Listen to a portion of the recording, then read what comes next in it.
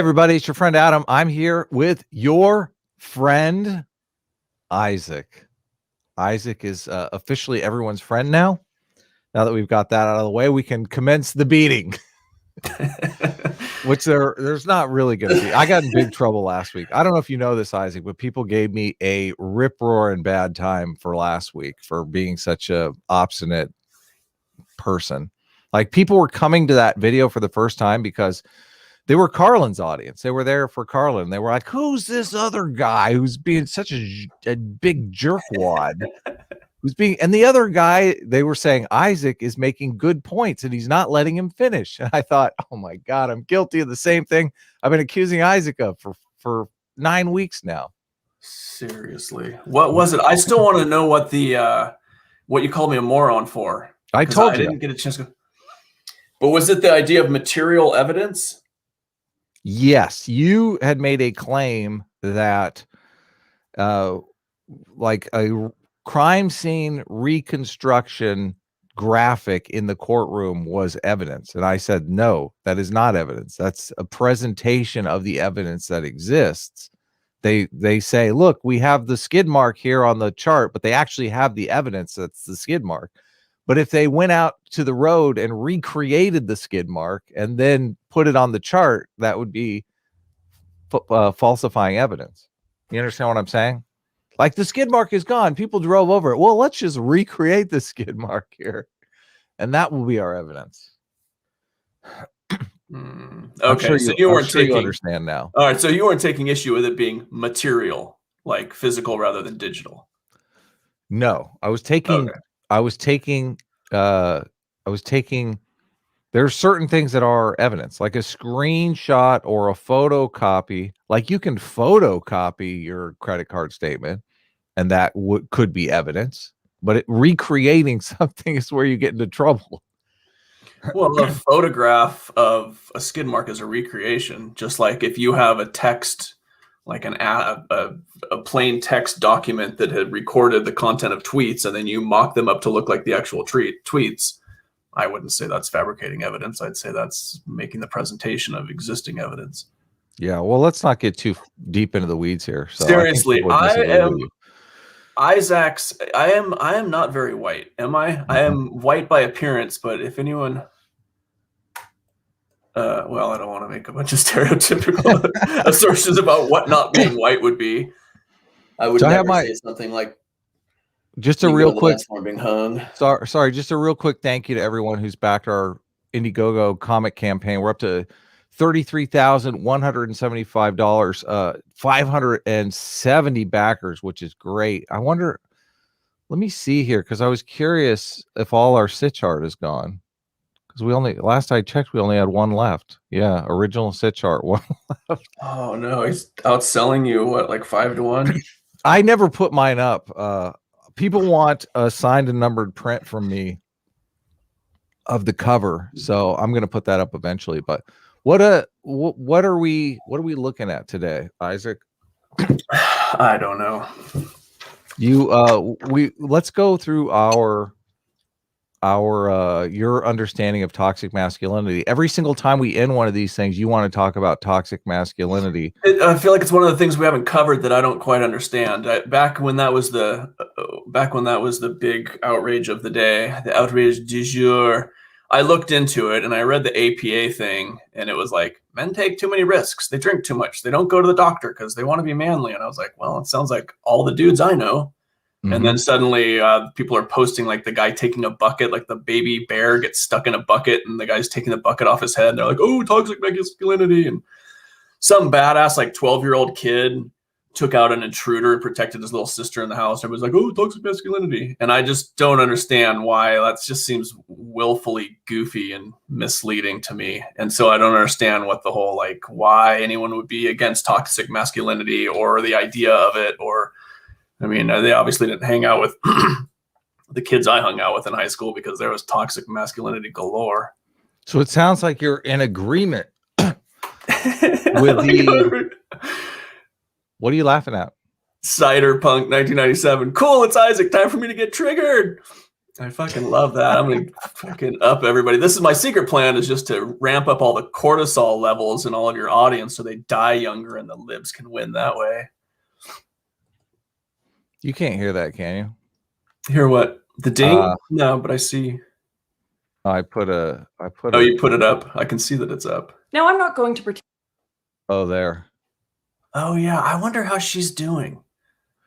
So if we're not going to talk about toxic masculinity, a lot of our talks are about the media and stuff like this. And I came across this video and I thought this video is perfect because this video will trigger the shit out of Isaac because of the person that's doing the video.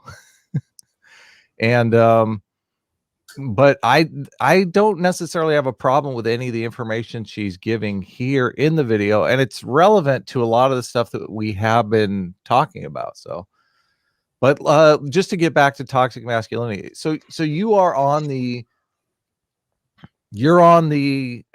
conservative side on toxic masculinity, that men and women are different, that they have different behaviors, different attitudes.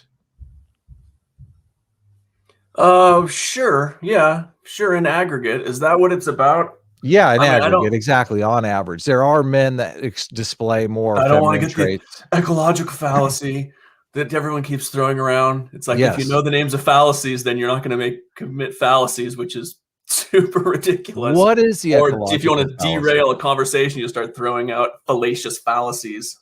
What is the ecological fallacy? Just I'm super stoked that you know the ecological fallacy now, sometimes called the round trip fallacy by Nassim Taleb. I don't know why he renamed the ecological fallacy the round trip fallacy, but what is the ecological fallacy?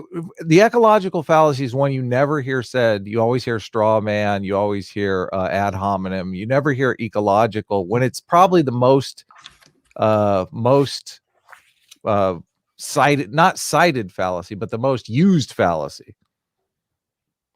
Yeah, well, it's because it's a basic cognitive apparatus to sample data from the external environment and then try to make inferences about a particular circumstance. And that's the problem, right? It's taking a group of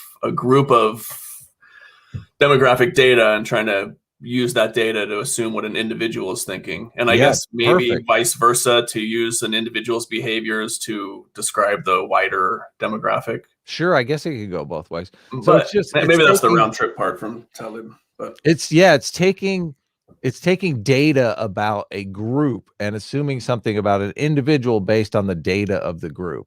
So it's like, if a group is predominantly shows one behavior, I'm trying to think what's white people tend to bite their lip when they dance. I guess. The white man's overbite. Yeah. So it's saying all white people are going to bite their lip when they dance because most white people do, which is not. I mean, I'm trying to do something about my own group, obviously, so I don't step on any toes here. How about this? Prius drivers drive like shit. I've noticed all Prius drivers drive like shit. But making the assumption that just because someone drives a Prius, one person drives a Prius, they're going to be a shitty driver, doesn't necessarily mean it's true. Yeah. Is a Prius masculine?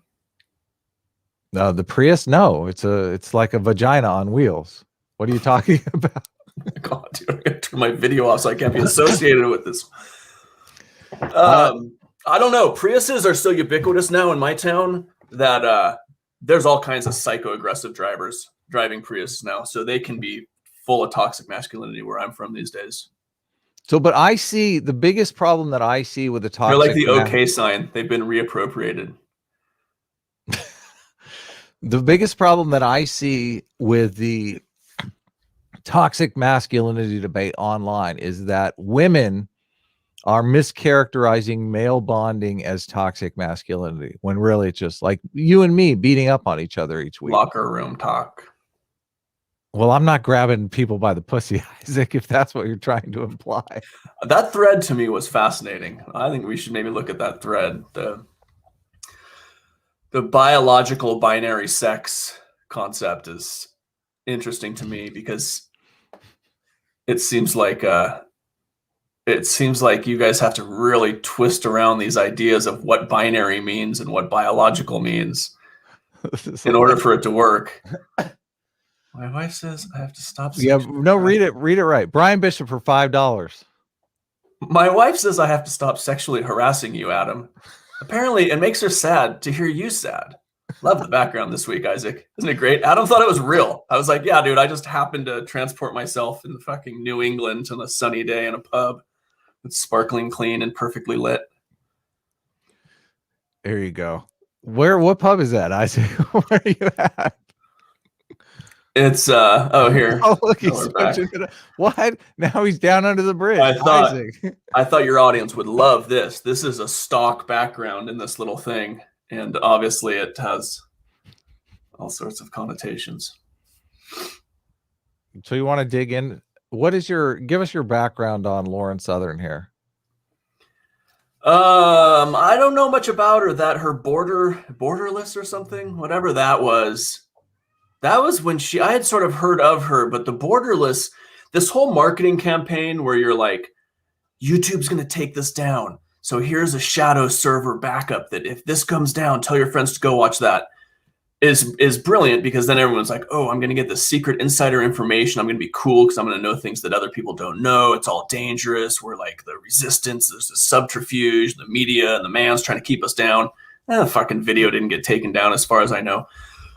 Pretty good production value on that film. The title sequence anyway was actually really beautiful, and then it's got the background where there's like the bebop boop flashing light 60s 50s computer thing in the background, and like the little set she had built, and it was a well produced little film. I didn't watch the whole thing, of course. I just watched a few minutes to get a sense of it, and then I know that she now has like a biracial baby, and I mean, good. I mean, what? She has a biracial baby? I didn't know that.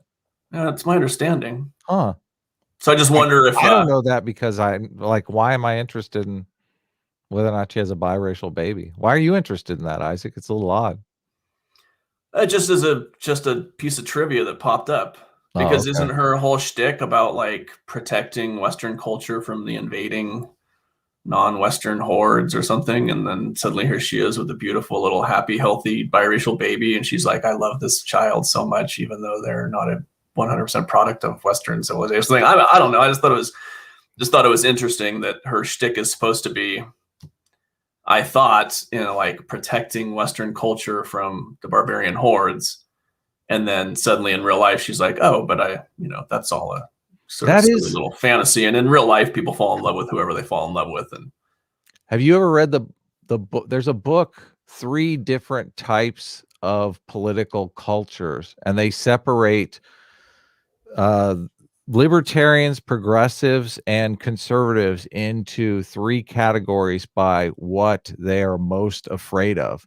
And I did notice that you said barbarism, because it triggered this, because the guy in the book says conservatives are afraid of barbarism. They're afraid of culture. They're afraid of civilization falling apart. Libertarians are afraid of being oppressed, being tyrannized by the government, and progressives are most afraid of the oppression of minorities, the oppression of marginalized people. The thing that was interesting about the book to me is the guy is a libertarian, and I always tell people, like, libertarians and progressives are very similar psychologically, according to Haidt's moral foundations theory. They don't like this because the libertarians are siding with the conservatives now, so they like to think of themselves as right wing. But think of the characterization of this book, right? The conservatives are worried about society falling apart, and the libertarians are worried about being oppressed by the government, and the progressives are worried about being oppressed by the corporations. Like, which out of these 3 things, which 2 are the most similar?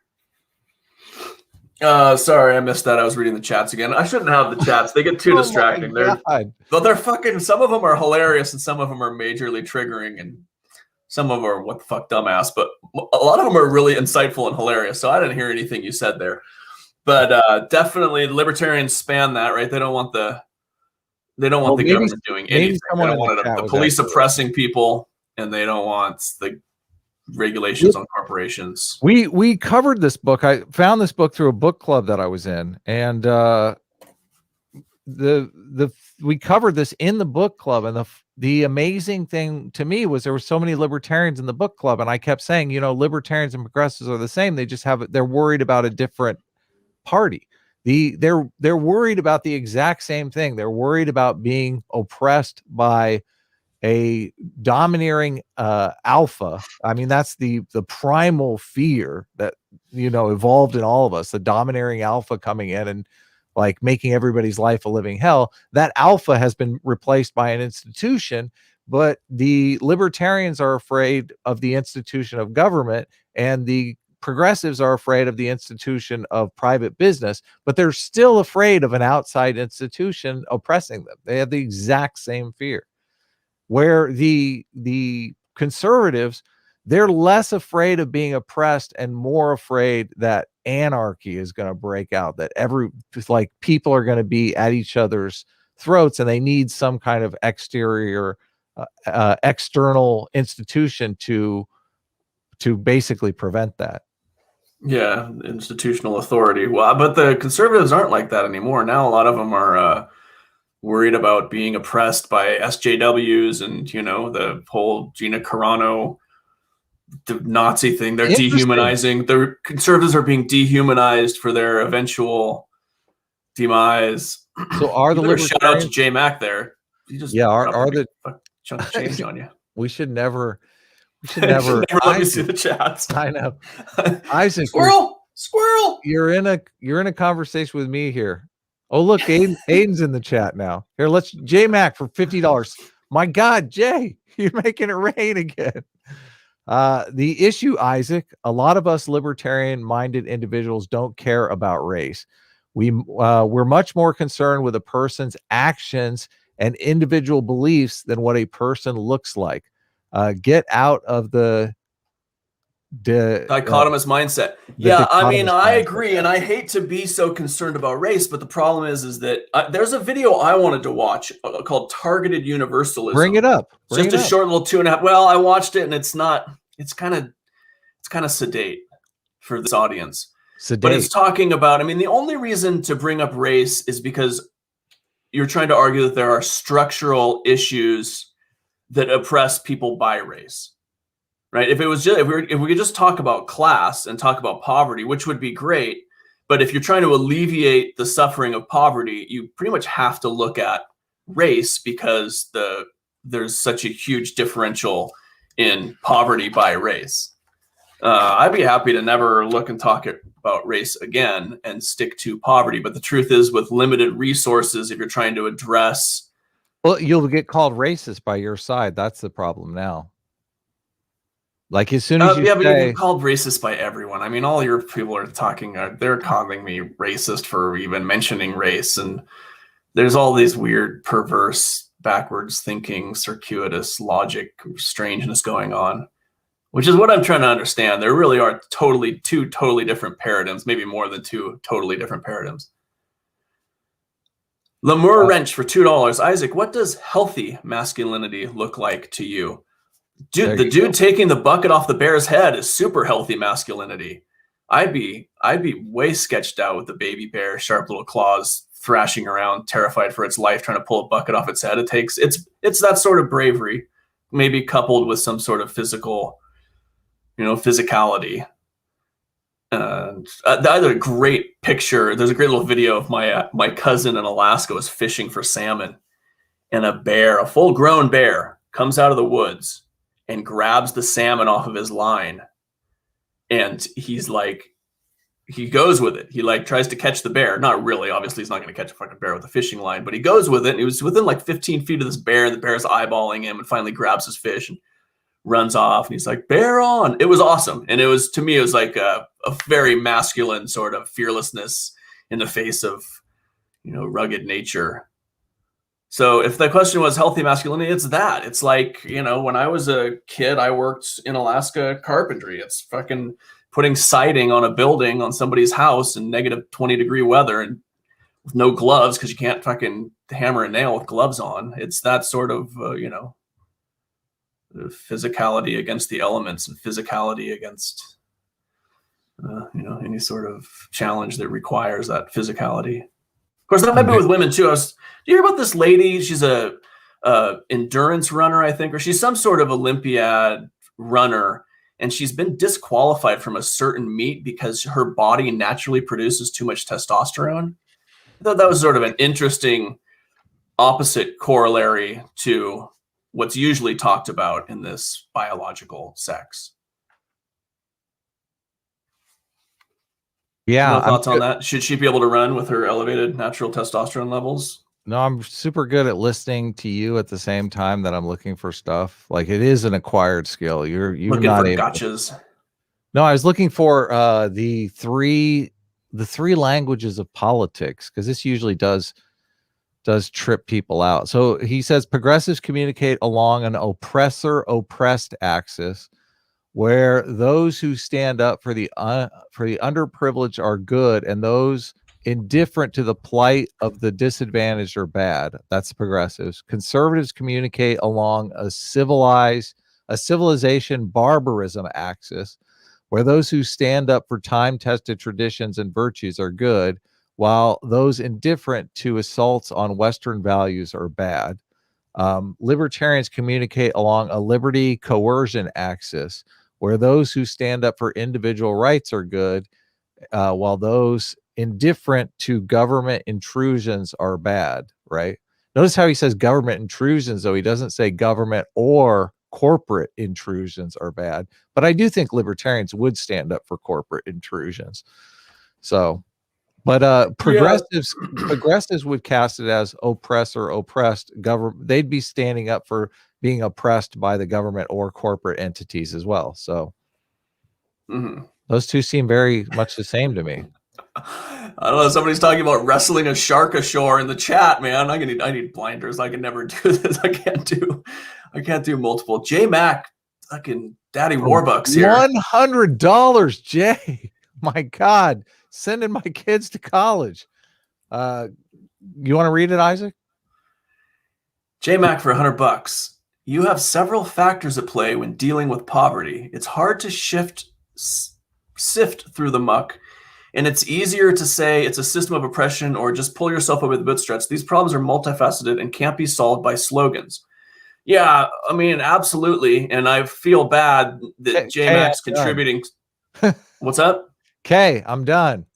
Okay, I'm done. Yeah. Oh, okay. For his sign off. Might as well. Yeah, and it's hard. And I J Mac, I feel bad that he's contributing his hard-earned money. Maybe he's a Elon Musk trust fund child, and his parents how dare you? emerald mine. Anyway, I just want to say, J Mac, absolutely right. That's what I hoped this would be, and I'm just too lazy to go and dig up the deep research necessary to take these conversations to the next step, where we start drilling down to primary sources and really get beyond the sloganeering, get beyond all the superficial talk and theorizing, and down to what the data says. But he's absolutely right. And the problem is it's a system of oppression. There is systemic racism. I mean, and I don't say it's intentional or any of that, but there was just a family here in my area, Black family, that bought a house, put like $500,000 into upgrading it, had an appraiser come through. The appraiser appraised it for $400,000 less than they expected. So they got their neighbor to come over, put in pictures of the neighbor's white family. They got a different appraiser to come in, and they appraised it at $400,000 more.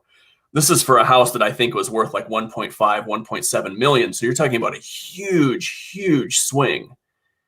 I'm not saying that's evidence of systemic. Obviously, that was one appraiser that, and maybe it wasn't even race. Maybe it was just happened to be that she appraised it for a 30% less than a similar appraiser did. Why didn't you do the real experiment where you brought in another appraiser with the Black family and see if that was like, I would have done like 2 or 3 appraisers. I would have said, okay, I'm on to something here. Let's bring but you can do that. So you go in and you look at database of appraisals, and then you look at a database of selling prices, and I'll bet you anything that when you look at those numbers from a white person who's selling the house to a black person who's selling the house, I bet you anything there's going to be that disparity across the board. So what do you think the thing is? They're like, black people are easy targets, are financially illiterate. What do you think? What do you think? No, I think that our society socializes people to see white as the norm, and anything off the norm is going to be, dude, that's in some way degraded. Why? That's what targeting or triggering. What I hope that I'm trying to figure out most of the time in appraisal situations, though, you're incentivized to up the appraisal. What is the incentive to underappraise a house?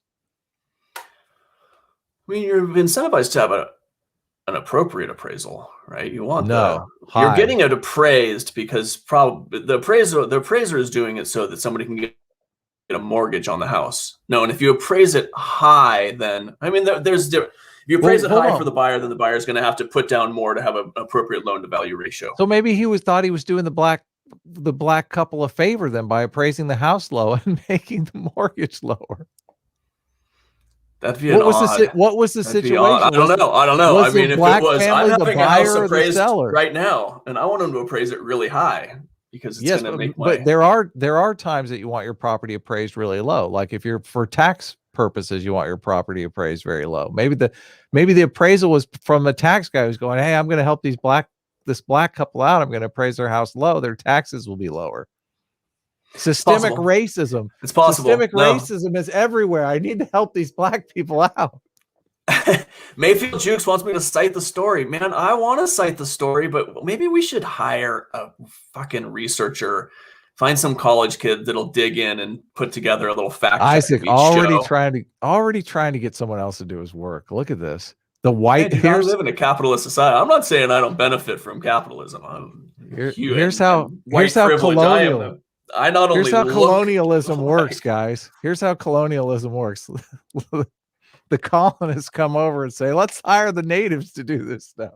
This is too much work. Oh, yeah. Colonialism is the predecessor to capitalism, right? Colonialism was where they got all the capital. And then Joe the Mig for $20. Oh, that's the dude, isn't it? I think that's the dude that we were. Yeah. Miglet29, Joe T. Yeah, it must be. We had a little Twitter conversation with him a day or two ago about the binary sex biology thing. Okay. You want to mention something about the Twitter convo before I read the super chat? What happened there? I don't know. You probably doinked the dog. There it is. Joe the Mig. I'm guessing that's what it is, or Temig. For $20. Can't listen long, but wanted to say hi, Adam and Isaac. I've always thought that stoicism is grounded in some traditionally masculine traits that in their application could be positive or negative depending on the intent. Yes, I completely agree. Yes, so much of it is depending on the situation. It's the right tool for the job. Sometimes you need to be a stoic. Sometimes being a stoic, sometimes you need to fight. Sometimes you need being a bleeding heart emo guy. Just before we started this, I happened to have Jordan B. Peterson suggestion popped up on my sidebar in YouTube. I was actually following a link for like house music or something. I don't know. And JBP popped up, and I don't want to hate on him because actually just about everything I've seen of him, except for when he was talking to Sam Harris, when he tends to be so long-winded sometimes. I think that's a general problem for professors because they have like total control of the microphone in their classrooms. They tend to be long-winded. But it was a little supercut basically of him crying and just being very human. And most of it was not, actually all of it, I only watched the first couple of minutes, was him crying in a sort of hopeful, compassionate crying. He teared up when he was talking about how he had helped people and how these young men were coming up to him after his seminars and just needed one small word of encouragement.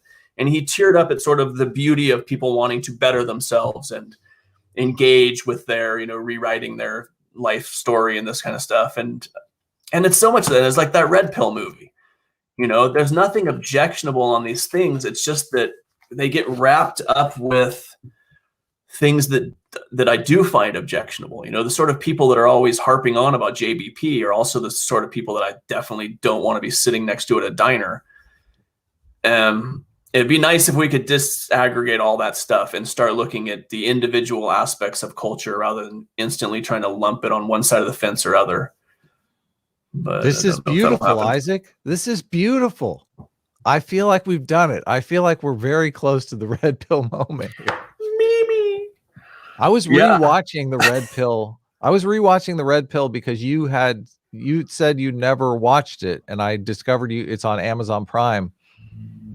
So yeah, I was watching it again, and that movie, I mean, it's pretty brutal. There's one guy in there that the wife puts, or not wife, girlfriend, whatever, baby mama, right? Puts his kid up for adoption when he wants the kid. The kid is adopted by another family. Yeah, that's pretty crazy. I wonder the whole backstory too, right? That's one of the criticisms, was that I have apparently all those people that appear in the film also ended up being the primary funders of the film. Oh my God, you're going straight to the fake news. Is that not true?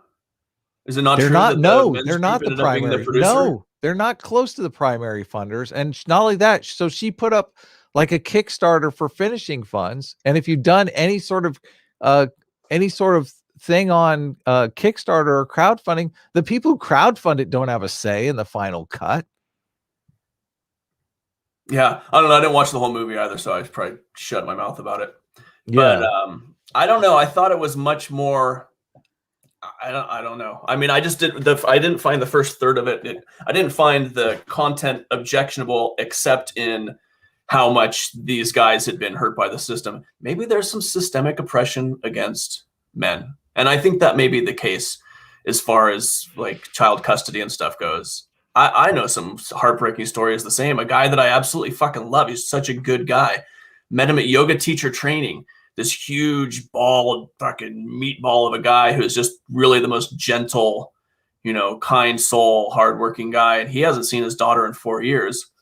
But I don't know the circumstance. I mean, I also can see the others. I mean, it's horrible for him that he doesn't see his daughter. It's horrible for his daughter that she doesn't see him, because fathers are incredibly important to a child's development. But I don't know the circumstances of what his partner freaked out about. It only takes one little flash of violence from someone to really scare the shit out of people in their lives.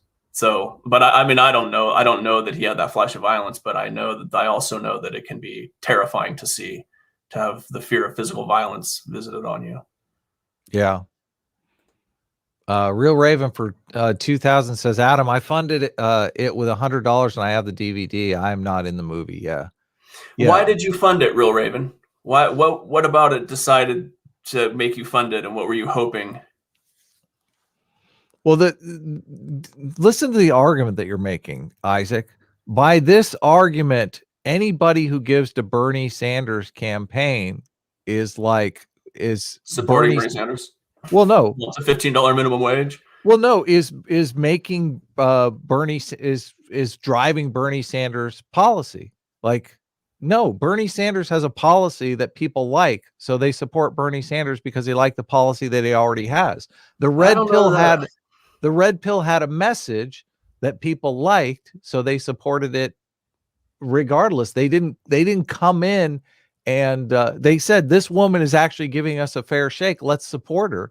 They didn't come in and say, oh, here's our money, you have to rewrite the entire movie, so it's a fucking fluff piece for us. No, well, like, this guy didn't. I mean, presumably Bernie Sanders has been on the political stage for 4 decades. Casey J, I think this was her first movie, or one of her first movies. I doubt anyone supporting that is I'm suspicious when you turn off your video that you're taking a bong load or picking your nose or something. Well, I was like, I had to I blew my nose famously right before we started. I was like, you're sounding right. Adam was up till 3 a.m. working. Did you already tell them up till 3 a.m. working on your comic? So it's a good excuse for being a little haggard. I was blasted. I was totally blasted. They know I talk about this stuff all the time. But anyway, I don't know that anyone could have known what the content of KCJ's would have been, but yeah, that she wasn't giving them final cut. That's like, listen, why people started that narrative, right, Isaac? So that people like you who weren't paying any attention whatsoever would think, oh yeah, this is like a paid for media. This is like a see, I think that was a knock-on effect. I think people like me saw a bunch of folks that they disagreed with politically and morally parroting, and I think the red pill name is a weird. I think the red pill name for that film. I only watched the first third of it, so I feel like kind of a jackass talking about it. But I didn't see where the red pill came in there.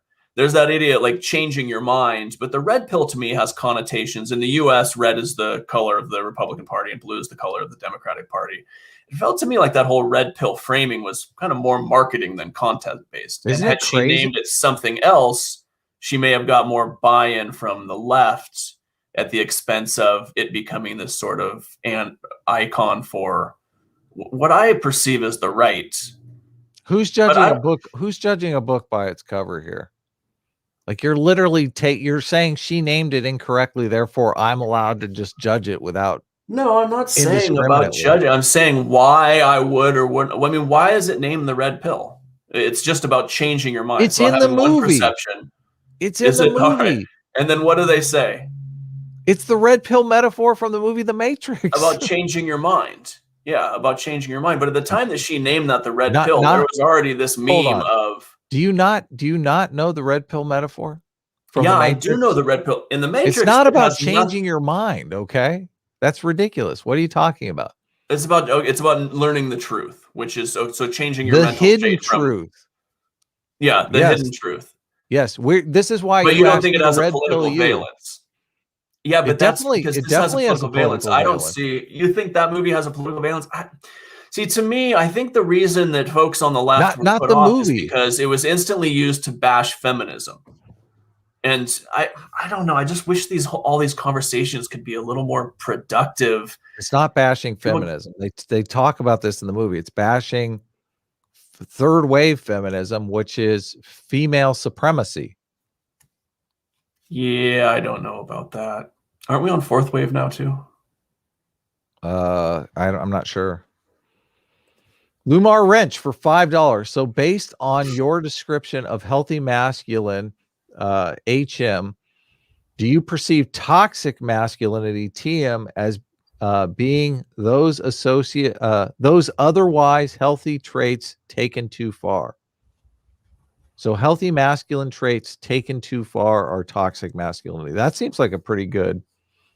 Yeah, I think that's it. I think that would be an apt description of what's going on. I mean, I think a lot of it's this real lizard brainy, trying to gain social status. I don't know. You were talking earlier about libertarians worried about the alpha male coming in and taking over. I perceive most libertarians to think of themselves as the alpha male.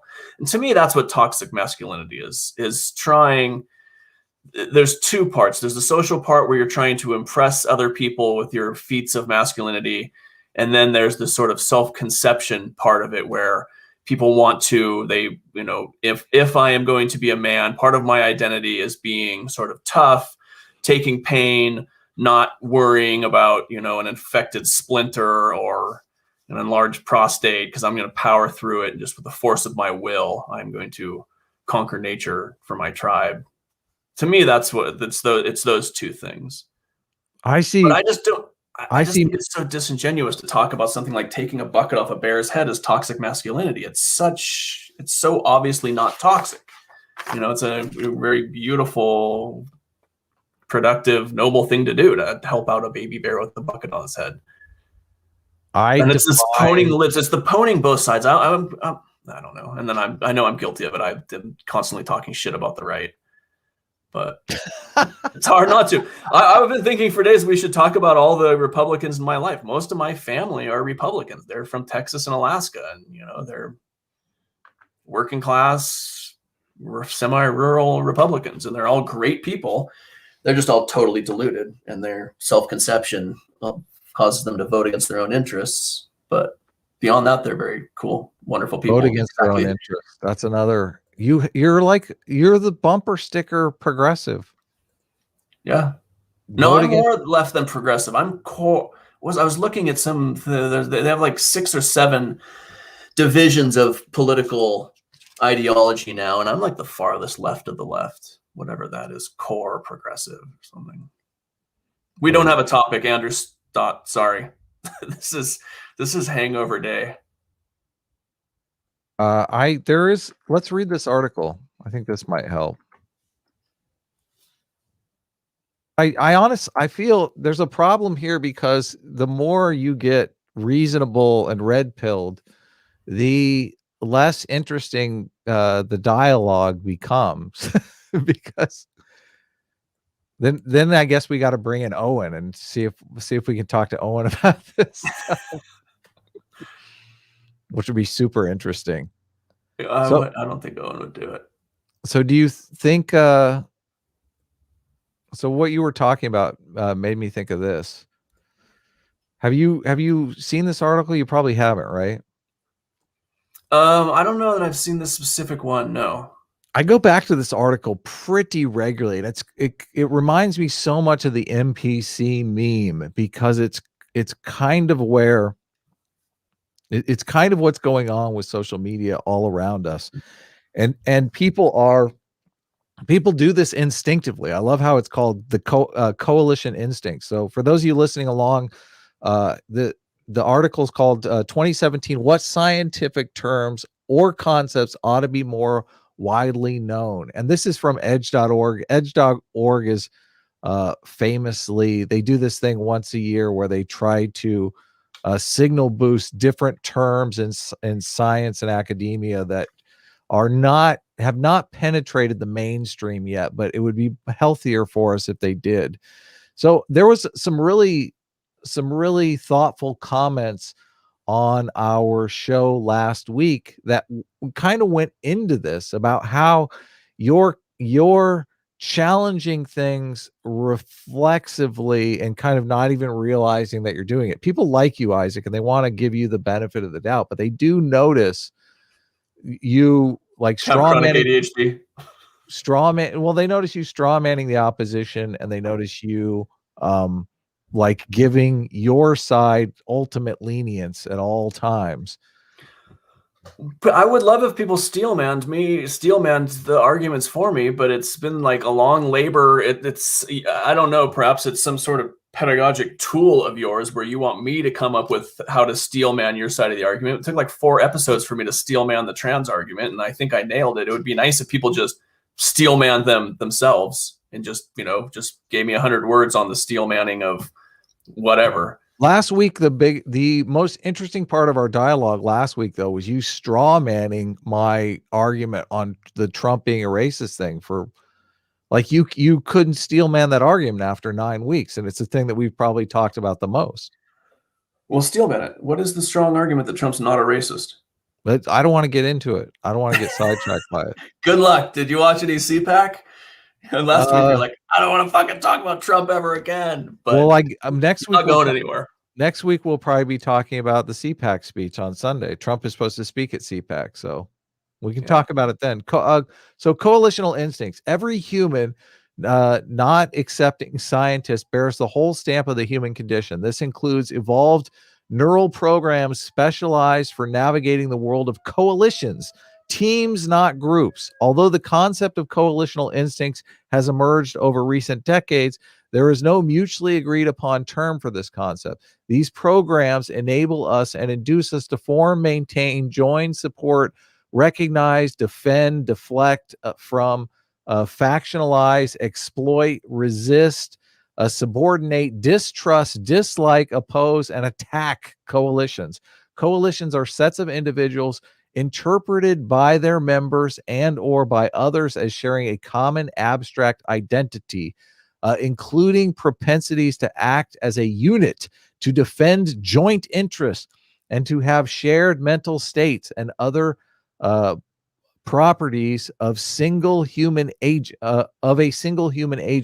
such as status and prerogatives. So do you disagree with anything so far? No, I don't. So we see Sounds about right.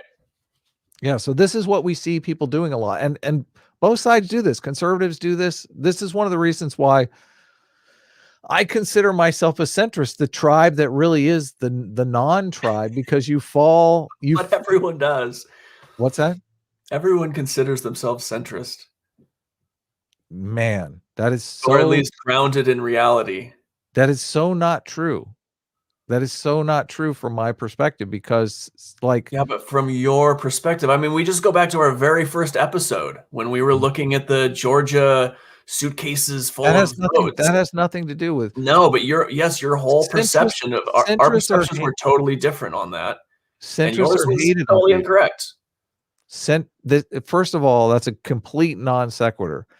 Where what are you, where are you getting this information? That's pretty cool. Where are you getting this information, Luke? Luke, Luke, where, I was gonna or take a Prin- moment to blow my nose too. Princess Leia, where are you getting this? Everyone calls themselves a centrist. Well, because nobody thinks they're extreme, right? I mean, people think they're extremists. They But they think call themselves a that they're conservative, or the or a liberal, or a libertarian, or a, they don't call themselves a centrist or a progressive. no, but they think that their viewpoint is representative of Mainstream, they might say, but they don't call themselves centrist. well, okay, no. If you're saying centrist as trying to say that that's a political Everyone denomination or hates something, maybe centrists. not. Everybody hates centrists. Nobody's going to call themselves a centrist unless they're fucking like have toxic masculinity like me, unless they're a glutton for punishment. Yeah. We should look at that study that purports that centrists are the least informed, that people that claim to be centrists are the least informed of the political That's identifications. because We should there's dig into that and see if it's a good, robust study or not, because I think it's hilarious. that's because there's two types of centrists. There are people who are really moderates. They're not really centrists. They're moderates. They don't really pay attention to politics. They don't really know what's going on. So they don't want to say, I'm on this team or that team. And then there are people who do pay attention and have political opinions that are on both sides of the political spectrum. So they're technically centrist. So yes, I do not doubt that there are studies out there that show centrists are the least informed, because they're not really centrists, they're moderates, which I would make the distinction between the two. So let's continue the article. Why do we see the world in this way? Most species do not and cannot. Even those that have linear hierarchies do not.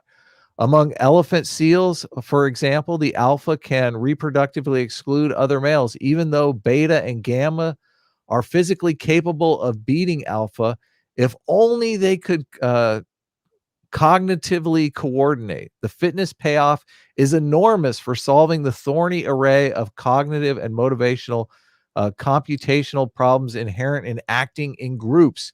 2 can beat 1, 3 can beat 2, and so on, propelling an arms race of numbers, effective mobilization, coordination, and cohesion. So this is why you have this instinct, Isaac. What enables you to be an NPC and just do it instinctively? It's in your genes, your evolution. Ancestrally, evolving the neural code to crack these problems supercharge the ability to successfully compete for access to reproductively limited resources. Fatefully, we are descendants solely from those better equipped with coalitional instincts. In this new world, power shifted from solidary alphas to the effectively coordinated down alphabet going. I know. That's an awesome term. Giving rise to a new, larger landscape of political threat and opportunities, rival groups or factions expanding at your expense or shrinking as a result of your dominance. So this is why people are instinctively afraid. The Republicans are going to get the upper hand. The Democrats are going to get the upper hand. The libertarians are going to get the upper hand. The social media companies are going to get the upper hand. The government is going to get the upper hand. They're going to oppress us all. It's going to be re-education camps. AOC's coming for us. Although does AOC teach at these? Is AOC going to be at these re-education camps? Do I get to meet her? Are you going to sign up now? I want to see her in her sexy tyrannical outfit. So anyway, And so a daunting new augmented reality was neurally kindled. God, these scientists, the scientists talk. You want to read for a bit? Yeah, I'm back over in the comments though. I really like. Are you not even paying attention? Am I reading this shit and you're not even paying attention? Well, eventually you're gonna. But we all know this, right? We all know. No, I do not believe that you knew this. I do not. You live in a world. You live in a stylistic world made by this coalition where everyone outside of your coalition is evil and lying and fucking well-funded and meticulously focused on destroying you. That's a We had little overboard from what I'm We had a saying. conversation this morning. Like, your language gives you away, Isaac. We had a conversation this morning that you were talking about. The problem is, Democrats, they don't know what they're doing, and Republicans all have think tanks and money and well-funded, and they're devious. Yeah. Yeah, So I think that's you agree with that. Yeah, I agree with it to some extent. I mean, look at defund the police. If a think tank had thought of that, they'd be fired. If somebody was getting out ahead of that issue and trying to frame it from the get-go, they would have come up with something much better than defund the police.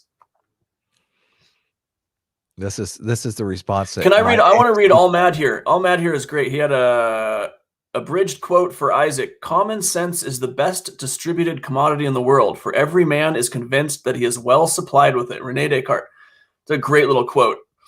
And just to be ADHD, it reminds me of that James Lindsay piece you sent me on the psychopathology of totalitarian left or something. With the first couple paragraphs, he's leaning heavily on common sense, and that's like the foundation of his argument is just go to common sense. Total non sequitur, but I missed a couple super chats here. Lumar Wrench for $5. Oh no, we got that one. Daniel Choate for $5 says, since he's not here, I'll do it myself. Be a Neo, not a cipher. That's right. Yeah. We use the red pill metaphor from a video that I made, basically describing that I don't like that the conservatives have adopted the red pill metaphor to mean going from left to right, because I consider going from left to right becoming a cipher. I don't know if you remember the movie Matrix, but Cypher was the guy that wanted to be put back into the Matrix. Like, he saw the real world and it freaked him out. He wanted to go back into the comfort of his shared delusion. And these political tribes are basically, they are trafficking in a shared delusion. Like, this is our delusion about how the world works. This is our delusion about how the enemy operates. And, they're out there doing political war, but it is a delusion. Like, stepping outside of the Matrix makes you immensely happier and immensely smarter because you're able to see the code. So we're always saying, be a Neo, not a cipher. Get out of the Matrix. Yeah, but I think you're deluding yourself. I mean, you seem to think that because you know these fallacies, or about evolutionary psychology, that you are somehow immune to what you are saying is genetically, neurologically instantiated behavior and cognitive influence. And that because you read some web page on the edge, that suddenly you're inoculated against all of that, and which is not the case. Hey, I am totally ready to be disproven. It's painful. It's not fun. I don't want to sit here and sweat, but I do believe that presented with evidence, I will admit that I was wrong. I'll admit right now that I, like every other human, suffers from motivated reasoning. But I do believe that we can get past that, and that we can get down to some semblance of objective reality. Just a semblance, because as we know, there is no such thing as objective reality. And then we can get down to that semblance, but that requires, that drives everyone crazy. That requires us to get a researcher to do all the nitty gritty of drilling into our claims and finding what they are evidenced by, or us continuing this for another year until it sort of organically comes out as we live our lives and do our own little side research.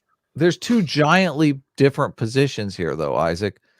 You're saying you want to get down to objective reality. I'll leave aside this rather snide comment that there is no objective morality or reality. Let's just say well, you don't believe in physics, right? no. Let's not go there. Okay. Let's just, for the sake of conversation, say there is an objective reality out there that we can come to an agreement on. Maybe we can't see it as individual human beings, but we can develop instruments that can take readings that we can agree on the readings of. So my understanding, though, is that you're making truth claims about the world that you're saying are objectively true, and I'm not making those same truth claims. So you're in a position where you're saying nobody can know the truth, but at the same time you're the one that's making these like wild truth claims. Systemic racism exists because my neighbor had their house, like some anecdote, like convinces no, I systemic. said that was an anecdote from the get-go. I said that was an anecdote. But one thing I have to prepare for and talk about was Ferguson. Hold on.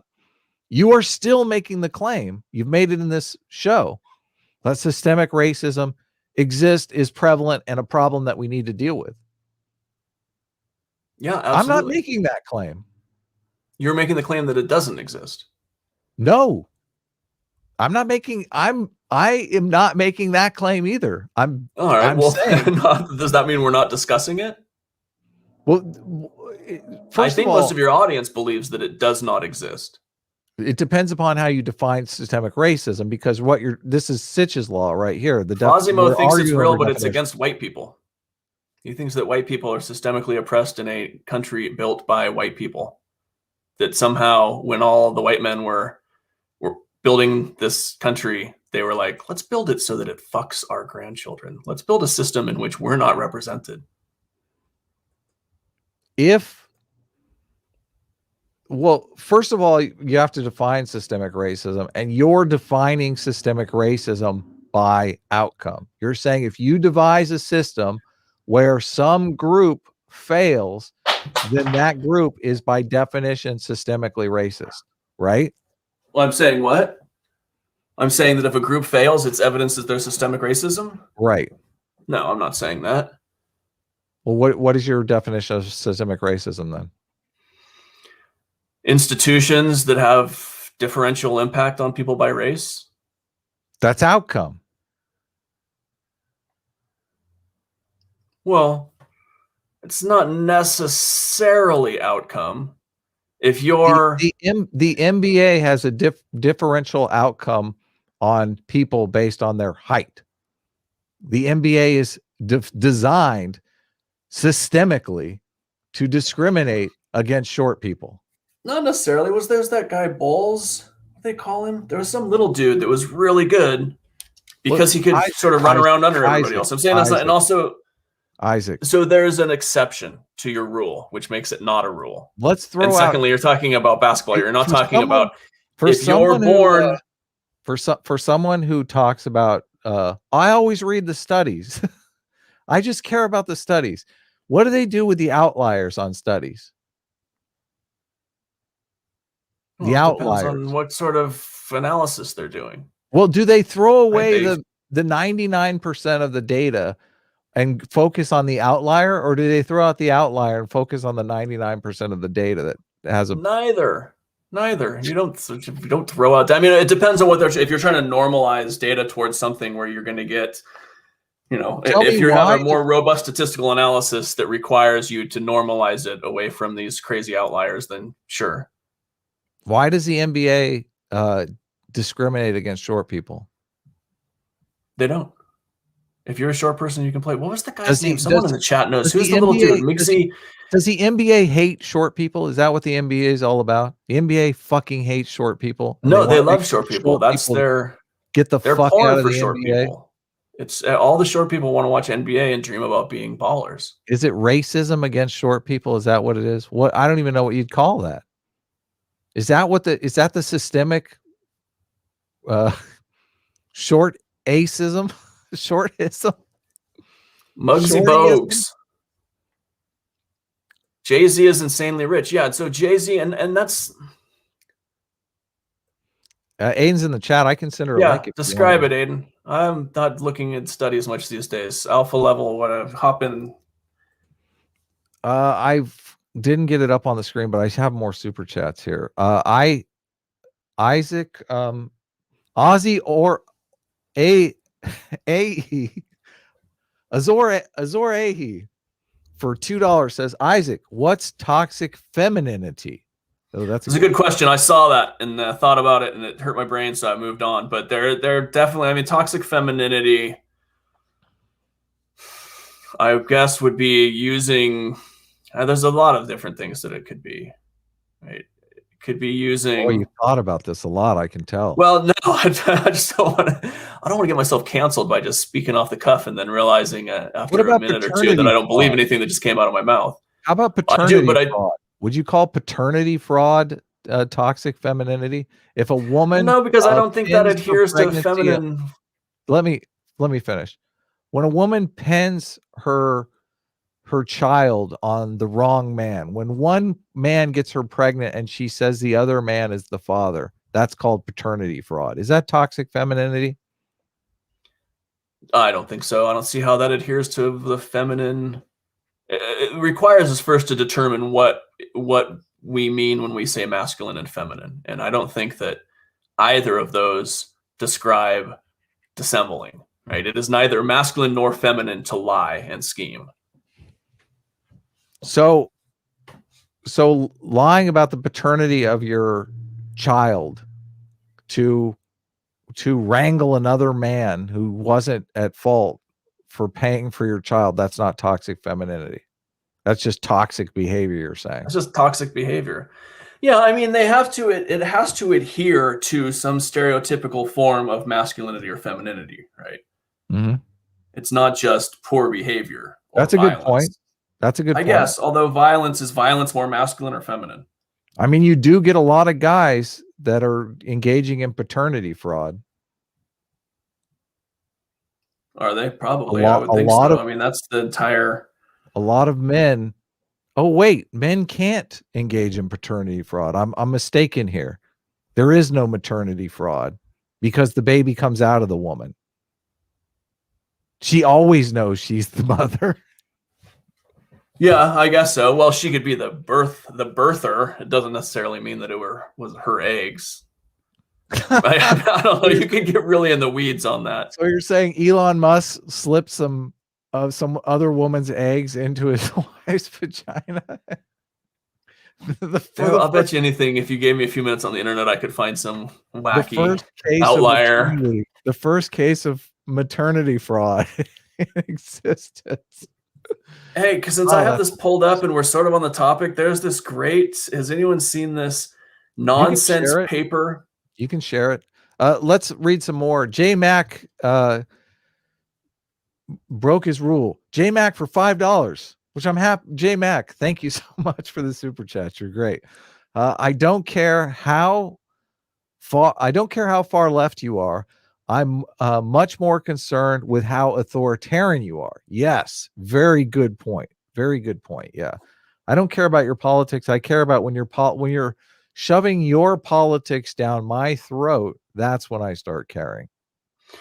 Yeah, but there's the problem: negative and positive freedoms, right? If I regulate a company's pollution because I don't want their pollution in my backyard, am I forcing my policy down their throat?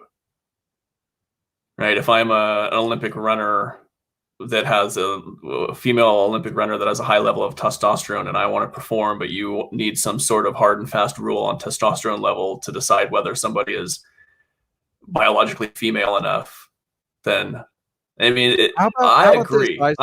Nobody wants someone else's authority shoved down their throat, but there are competing freedoms. I have the belief. Let's do another hypothetical. Somebody has the belief that gender dysphoria is a mental illness, which it is technically classified as a mental illness. So using someone's preferred pronouns is engaging in their mental illness in a way that they believe is unhelpful for them. They see it the same way as engaging in some you know, a schizophrenic's mental illness. They don't think that it's actually going to be good for them. They think it's going to be bad for them. That is their personal opinion. But the state comes in and says, no, you have to engage in their mental illness. You have to use their preferred pronouns. Don't you think that's a conflict of interest? No, I think there's a lot debatable in everything you just said there. Well, obviously, we're having, like, of course. No, but we're not having that debate. If we want to talk trans, then I don't know. I don't know that there's a huge problem with gender dysphoria being described as a mental illness. It's a double-edged sword. It's a descriptor of cognitive states that can allow people to get treatment and provide a framework for therapists. And then there's the other side where it allows you to say, oh, Isaac, you're shifting the goalposts. These people are crazy. Let's not engage in the crazy. You're shifting the goalposts here. Here, I'm not shifting the goalposts because one, we're not playing that game at the moment. If we're playing that game, then we have to set the goalposts. What was the previous goalpost, and how have I changed it? The question is, are people entitled to their own beliefs? Like, let's shift it to Christianity. Christians believe Jesus is the Son of God, our holy savior of the entire world. Okay, now what if the government stepped in and said, no, you have to denounce Christ? Like, every Sunday, part of the Pledge of Allegiance is Christ was a fairy tale and never existed. Okay, so you're forced now to say the Pledge of Allegiance, including Christ, was a fairy tale. So you're putting somebody in direct opposition to their own personal beliefs. You're forcing them to say something that is repugnant to them, that is disgusting. So you're opposed to under God on the currency and the Pledge of Allegiance? Because that situation does exist now. First of all, whataboutism is... It's okay. It's the perfect antithesis of what you're saying. Every time my daughter goes to school, she has to say, hey, thanks God for protecting my country. It works that way too. You can totally do it that way. So you would be in favor of taking under God off the money because it forces atheists to say something that they don't believe in. Yeah. Okay. Yeah, so then absolutely. To maintain consistency, you have to be against the people being forced to say pronouns, because it's the same thing. Who is forced to say pronouns?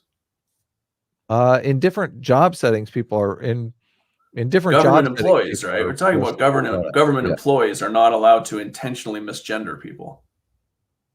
Then you're having an argument over whether or not it was intentional. We've had an argument for 9 weeks now over whether or not what Donald Trump has said is intentional or unintentional. So, I mean, you're never going to get the answer on whether or not something is intentional or unintentional. Both parties are going to claim. No, you can't. I mean, a lot of these cases arise from some like government clerk intentionally misgendering someone after they've said what their preferred pronouns are, and doing it to troll them and using their official capacity to be a dick. Wait a second here, Isaac. If, like I said, if their personal belief is that you're not doing them any service by engaging in their mental illness, regardless of whether or not that is true, that is their personal belief, in the same way that atheists' personal belief is that we are not under God and we shouldn't say it in the Pledge of Allegiance.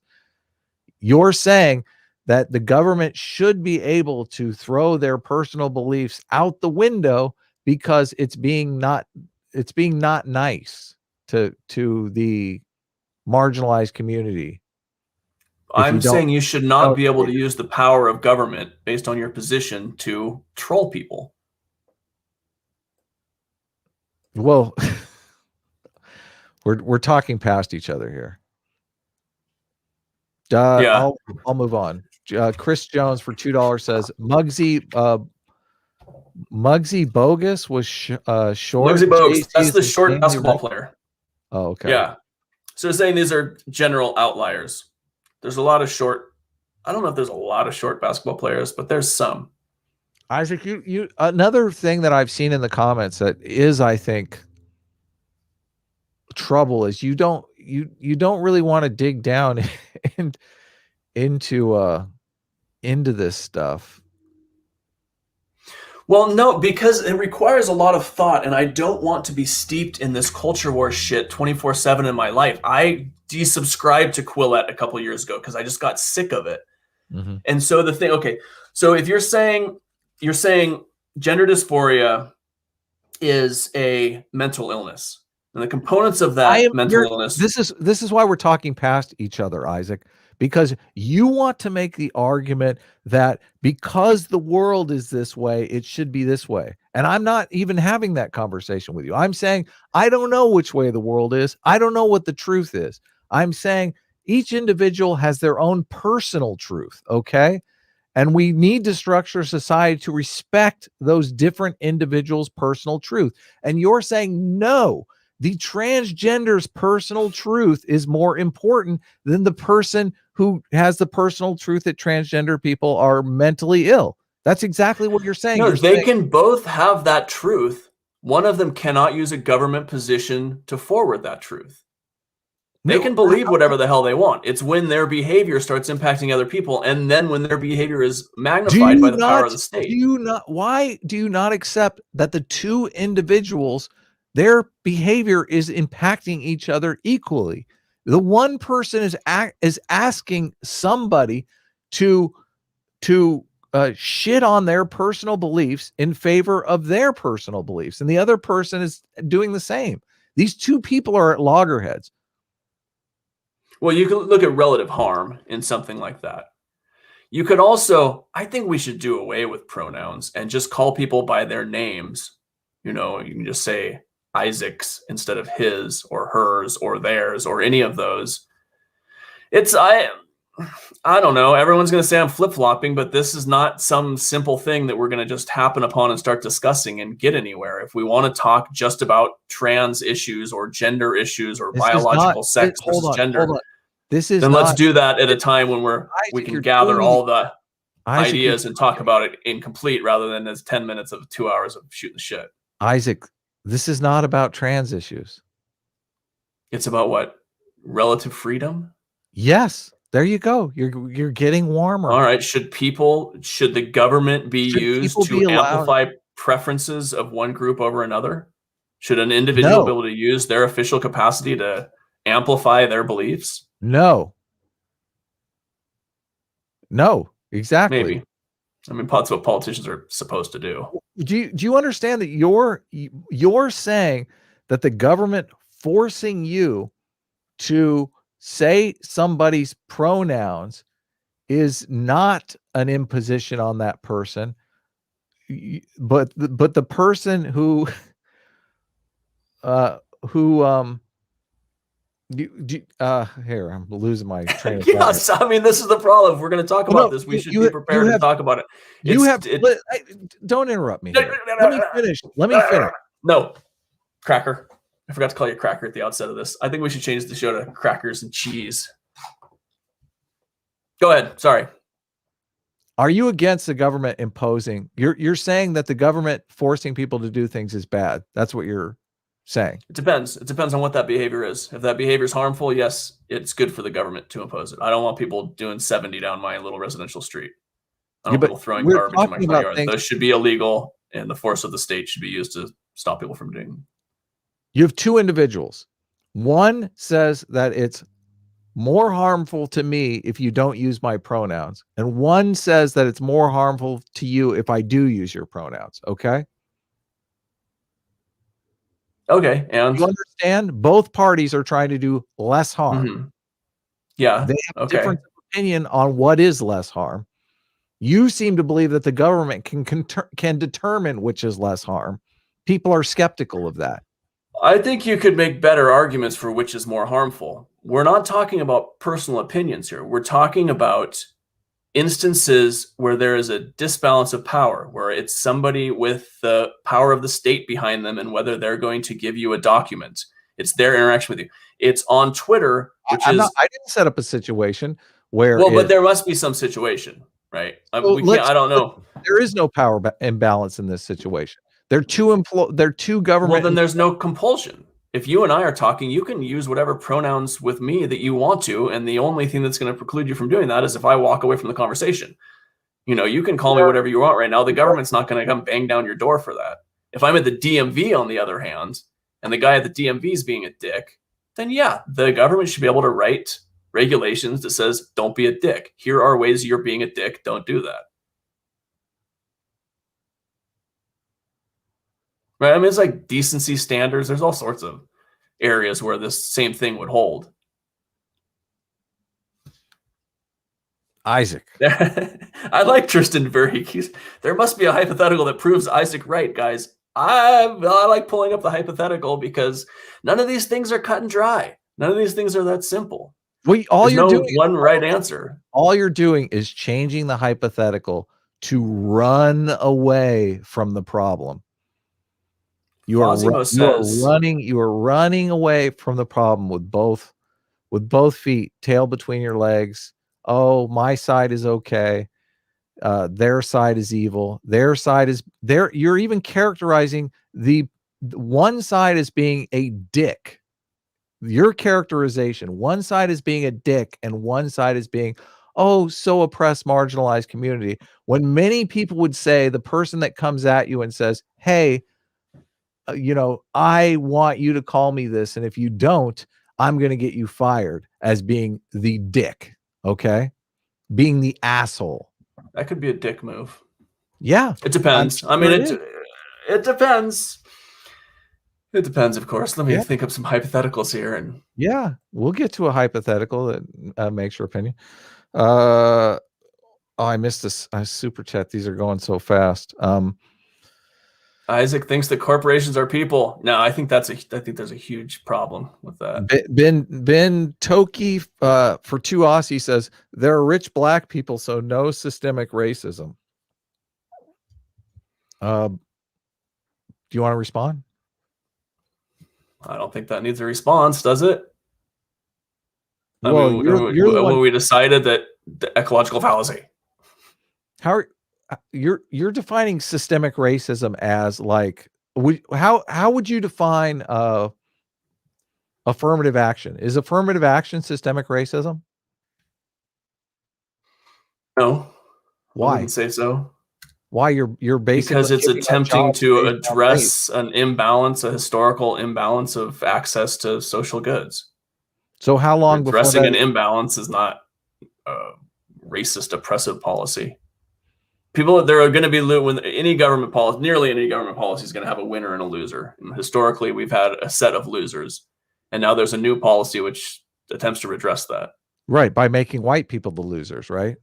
You just, by your own definition. I mean, I don't know. Maybe, well, perhaps perhaps some individual white people.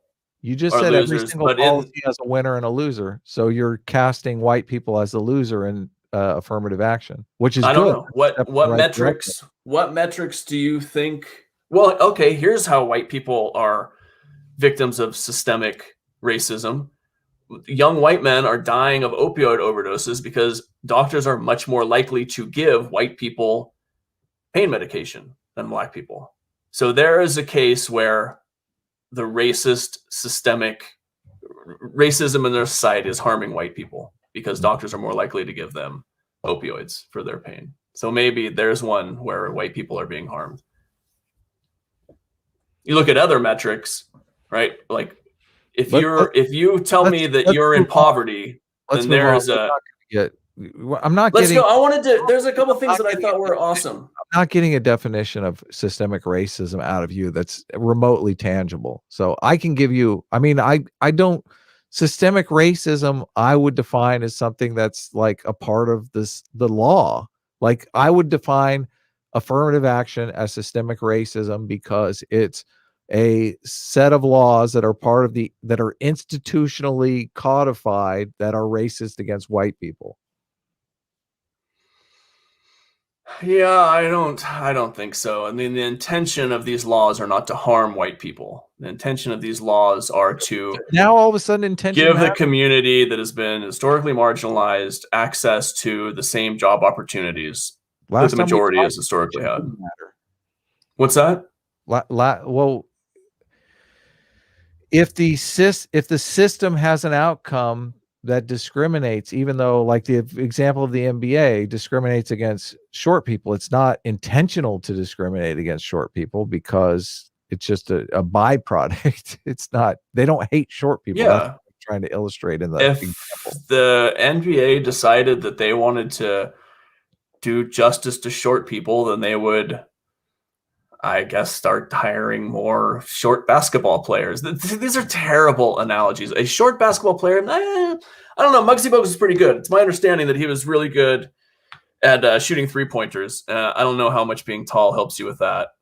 Brian Bishop for $2. Can a man commit paternity fraud? I already brought that up. I'm a little behind on the super chat, so no. The answer is obviously unequivocally no. I could easily. I could take it, some of Adam's dusty old man semen, and put it in a vial and take it to the sperm bank and be like, hey, this is mine. And I want you to put it in this person and make my baby. I think we're discovering that Isaac is just a contrarian. He'll take any position. Dr. Cataclysm for $5 says, lol, you heard it here first. Isaac thinks that corporations are people. Yeah, I don't know what my quote on that was. I don't know what led to that, but it's a tough one. It's a tough one. I mean, the problem of LLCs, you don't want a person that starts a business to be responsible for all of their employees' actions. At the same time, it would be nice if when leaders of corporations make decisions that are illegal, that they're held responsible for that, rather than it just sort of accruing to a fine to the corporation and then walking off scot-free. Muggsy Bolson is short, so the NBA isn't discriminating. Barack Obama was president, so America isn't systemically racist. Yay, we solved it. This is fun. Michael Roberts, that's Michael Robinson for $10. Thank you so much. That's super generous. What do you want to respond? I guess, yeah. Michael makes a great point here. Yeah, no, I mean, he's right. I mean, I don't know. Muggsy Bogues is short, so the NBA isn't discriminating. I mean, that's obviously not true. Being tall in basketball helps, right? If the whole world was basketball, if the only job in the world was being a basketballer, then we would have to help out short people because they would not survive. Isaac, do you understand what you're doing 99% of the time is motivated reasoning? What everybody's doing 99% of the time is motivated reasoning. And the motivation is logic and fact. Does that make it okay? That I'm operating on logic and fact? No. That 99% of the time, everyone is motivated reasoning. Does that make it okay? It's just the truth. No, and then you have to look at the truth value of the statement. Right? I mean, that's what we're not doing here, is we're not looking at, there's evidence for all of these things. These are, so it points out Muggsy Bogues is short. Barack Obama was president, so there's this racism. Obviously, those don't hold true. There is no truth value in the trans pronoun question, though, because you have two people that believe two things that there are various levels of truth on. I mean, well, no, and you're also asking who is the authority. Is the authority the person that looks at another body and says that body is female or that body is male, and then refuses to budge on their pronouns based on their initial assessment, and based on this idea that biological sex is binary, even though we know that even on a chromosomal level, there are not two states in which people can exist. Listen, all you're doing is advocating for one side, okay? All you're doing is advocating for one side. Yeah, truth. All I'm interested in is truth. Personal truth.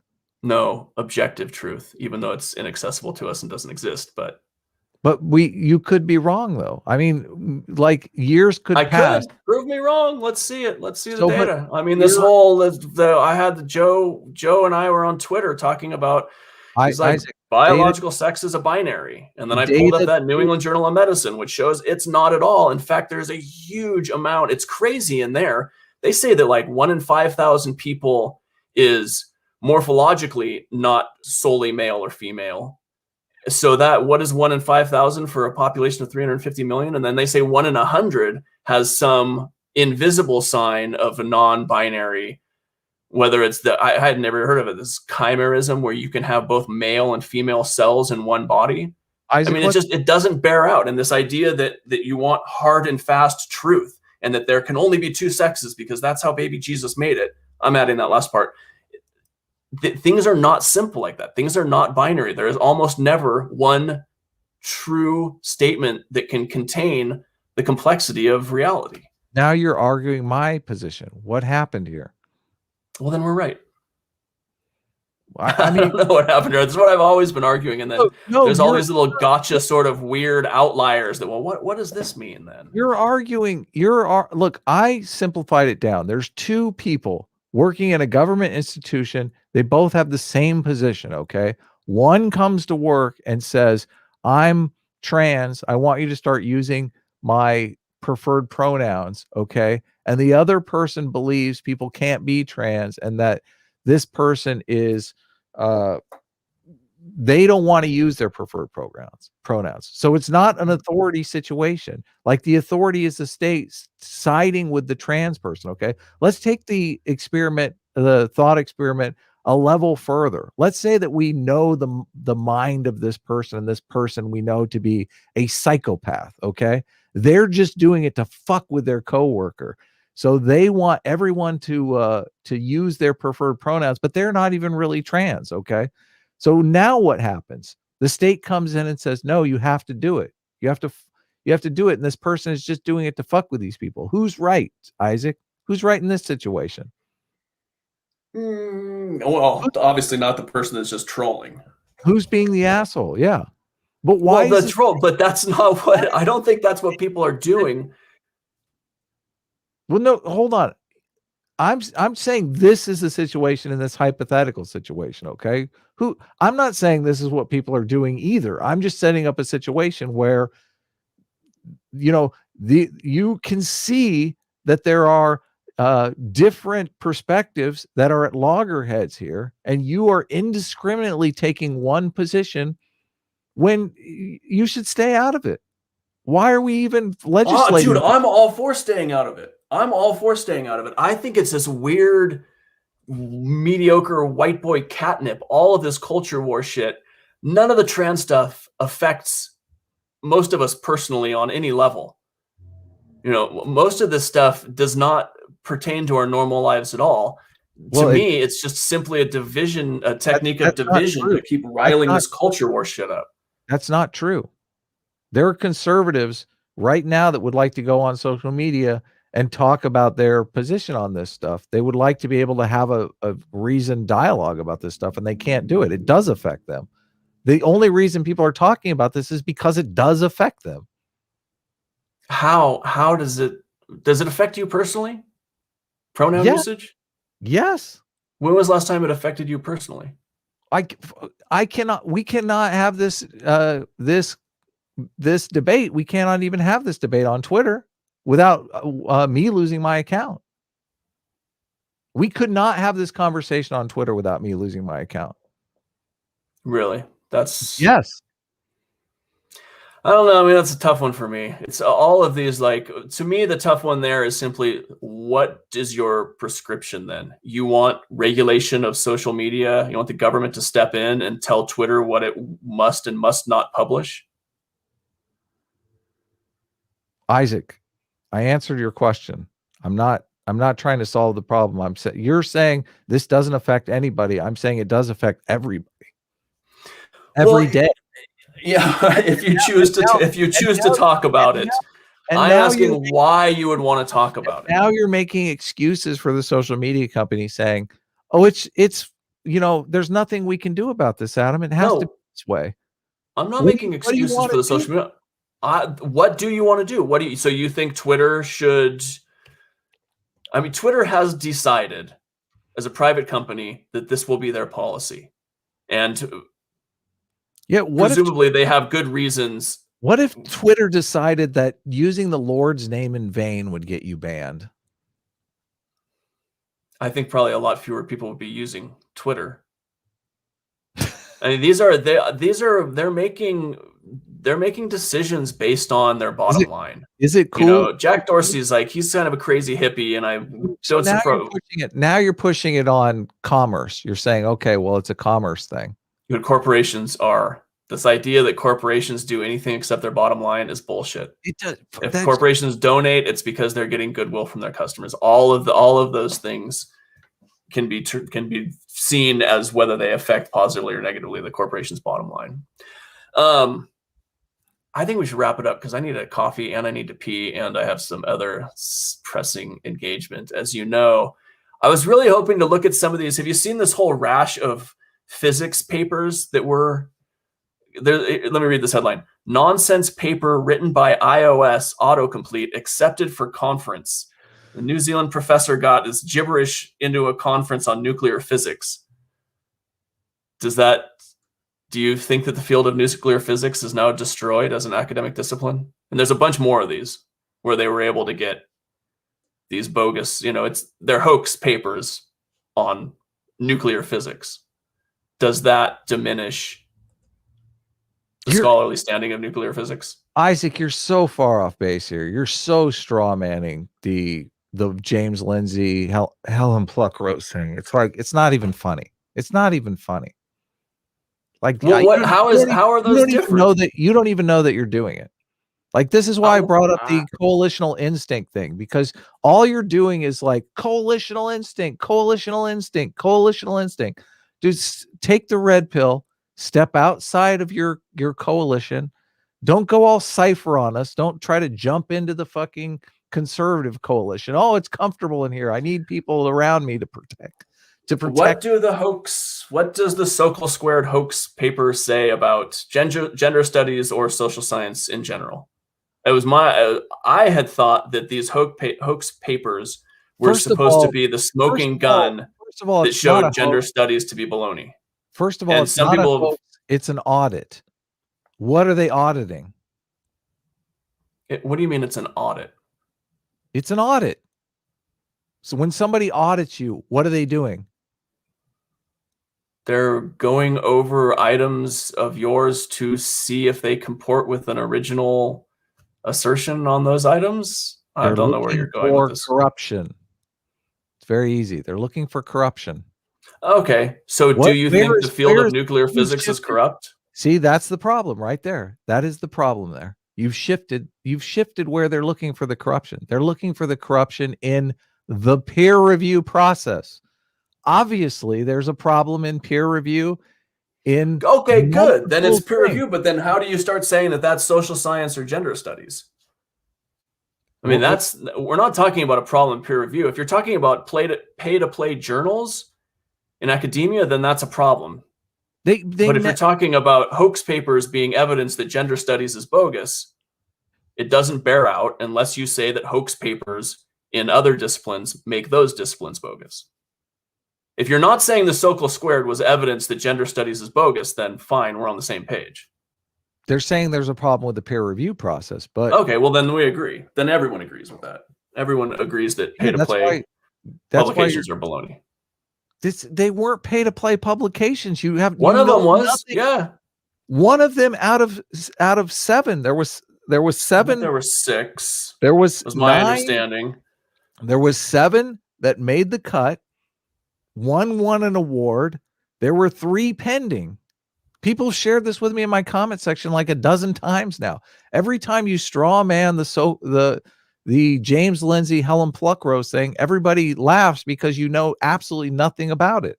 And now you're here trying to say that they're trying to say that the field of gender studies is bunk. That's one level of it.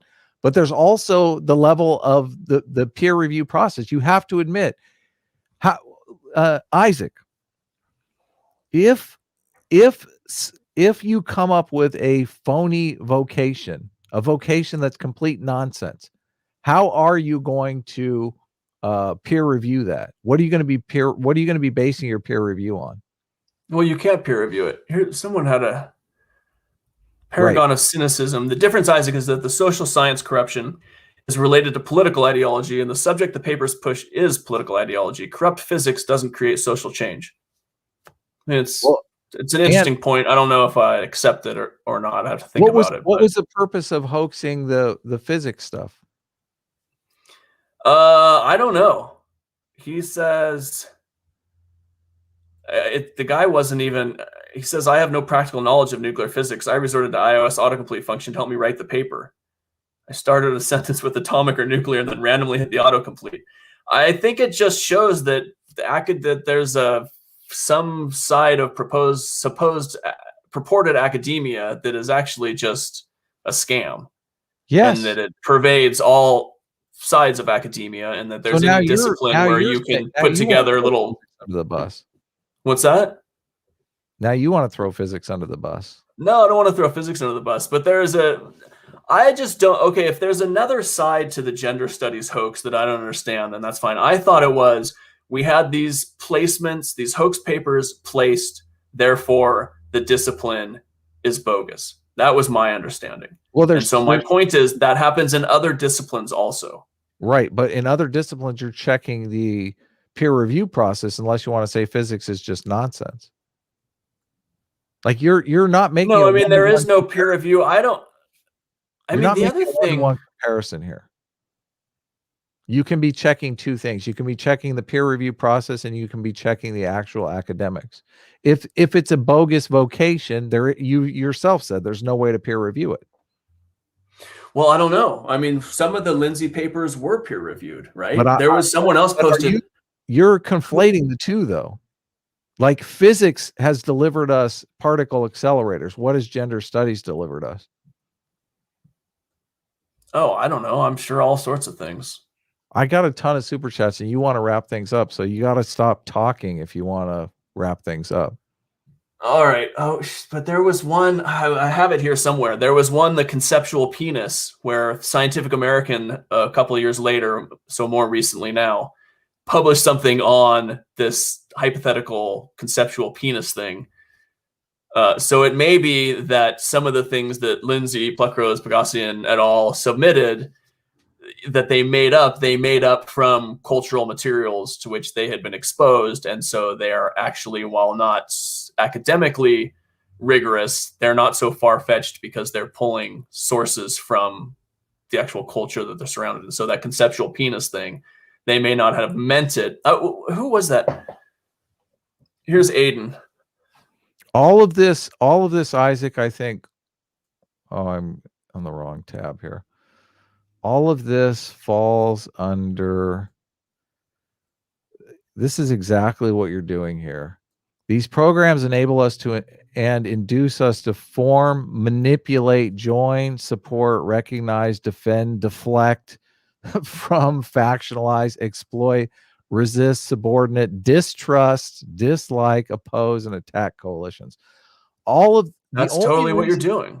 No, the only reason you're bringing up these physics papers. So somebody tested the peer review process in physics. And, I think if we dug into the story, we would find out that this person is a rabid SJW who's trying to save, who's trying to make an argument here, trying to make the exact same argument that you're making, that because there was a corruption in the peer review process in physics, that there's a corruption in the peer review process in gender studies, but really gender studies is meaningful in the same way that physics is meaningful, and it's just the corrupt peer review process. It's not the entire institution. I think that's exactly what's going on here. Why are you bringing up this physics stuff? Is it a big thing for you that the peer review process has fallen down, that we can't trust the peer review process? If we can't trust the peer review process, Isaac, why do you keep telling me to look up studies? Because all of Right. these studies are suspect. Yeah. No, it's not the peer review process. It's the pay to play. So later in that article, they asked the guy for $1,000 to attend the conference. So it's not the peer review, it's the publication, I guess. It's this idea that there's money to be made in publishing or presenting or throwing seminars, and that perverts it. Your portion, John Woodruff. I know another John Woodruff, but it's not that guy. Well, you don't know. It could be your job. Yeah, corporations are awful, and the government ought to regulate corporations more. Let me get through my super chats here. You guys have been super generous today. I know. I had a moment where I was like, okay, just breathe, count to 10, count to 10. This will pass. Isaac and I spent our 20s arguing like this when we didn't have the internet to like look to come to. Well, and we didn't care about politics. I'm trying to figure out what we were arguing about, because if we weren't arguing about politics, God, we must have been arguing about just fucking anything we could think of. Nonsense, complete and utter nonsense. I vaguely remember the My Bloody Valentine argument over like My Bloody Valentine sales. And first of all, I didn't participate in a lot of these arguments. I listened to a lot of these arguments from the sideline because I always thought, this is something you can never know. Like, why the fuck are you guys even arguing this stuff? It's something. It's toxic intellectualism. It's toxic faux intellectualism, establishing intellectual status and superiority. Intellectual cosplay is like the perfect term. So this one is not up. I'm just trying to save it here. I guess I should take it down. So J Mac for another $20. Thank you, Jay. Isaac, this is a safe space. No one here believes in canceling. If you break orthodoxy, I swear, chat will not tell anyone. I fucking am sure. Let me finish. This is J Mac paid $20. Please don't interrupt J Mac, okay? Sorry, Jay. I swear, chat will not tell anyone. We have to be able to have these discussions, even if in the end we're wrong. Exactly, J Mac. I love you, Jay. Yeah, I agree. Well, maybe we should have a little plebiscite. What would people want us to talk about? We could talk about these hoax papers. I'll educate myself more. I'll pull together all these other pay-to-play problems.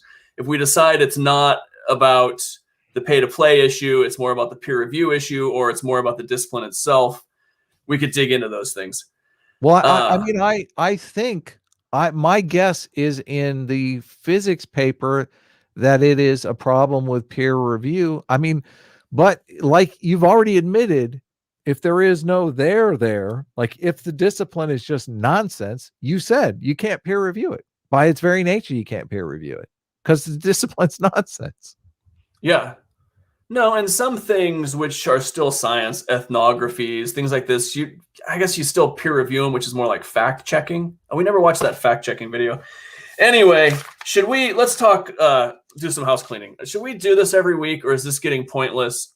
Or should we do once a month and not allow ourselves to just sort of stumble around and stick to one topic? Should we drop the whole thing and just fight on Twitter? You were talking about an exit strategy last week after we finished, and I was I don't know. People were talking about an exit strategy because you've been talking about wanting to go once a month. But I never, when I agreed to this, I never expected to change your mind. Something I famously said on my channel, and people have disagreed with me on, is that I say it's impossible to change people's minds. People can change their minds and do change their minds on self-reflection, but I can't trot out a list of facts and have you look at them and not like you're not going to believe those facts because this is. I don't think that's true. I just feel like I haven't seen a lot of facts. It's like Carlin, who I really enjoyed, well-spoken, educated.